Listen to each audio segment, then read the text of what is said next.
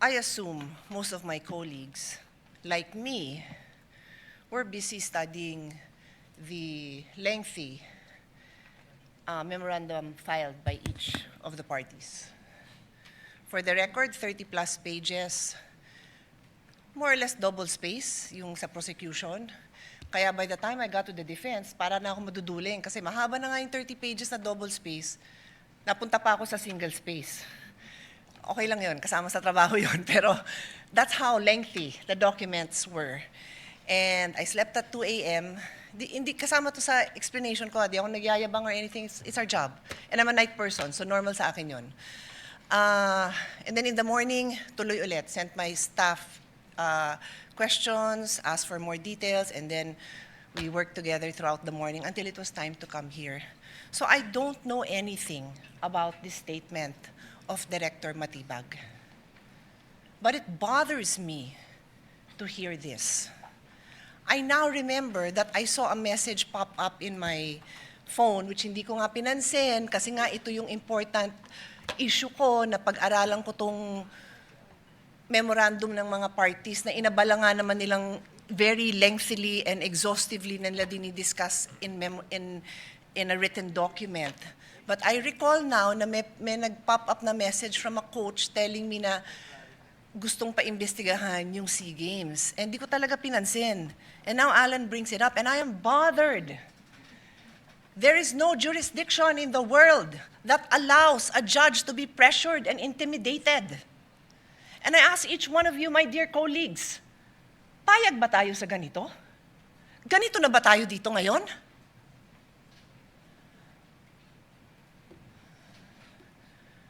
Don't we want a better country for our children?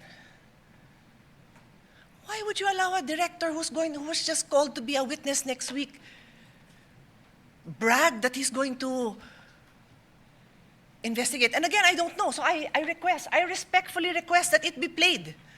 Because I want to understand. If I don't have reason to be upset, then thank you, I can focus. I can go back to the business on hand. But right now, I am upset to hear this. And I will stand up for each one of you. I don't care what side you're on. I will stand up for you if somebody tries to intimidate you. So with all due respect, Mr. Presiding Officer, I ask that we play it. I want to see what this witness is doing.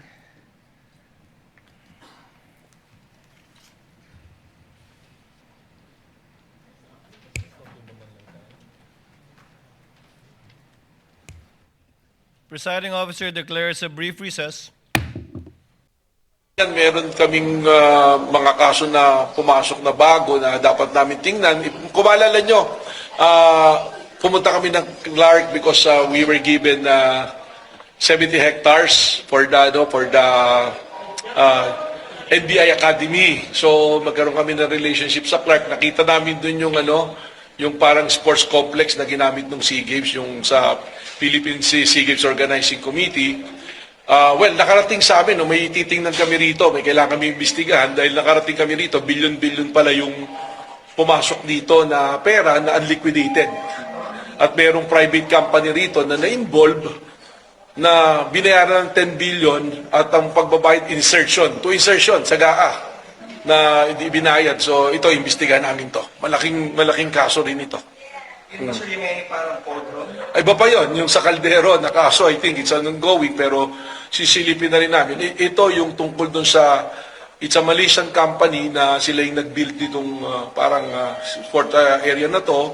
Walang bidding, tapos nabayaran ng mabilisan na 10 billion yung halaga, congressional insertion. So, sisilipin namin to.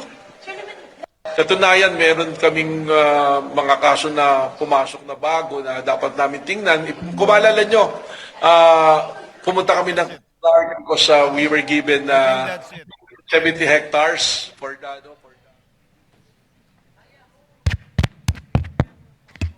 Senator Judge Pia Cayetano is recognized. Rest assured, Mr. Presiding Officer and dear colleagues and parties, I will not belabor this point. I will not stay long. But clearly, from the statements of Director Matibag, malaki daw kaso to.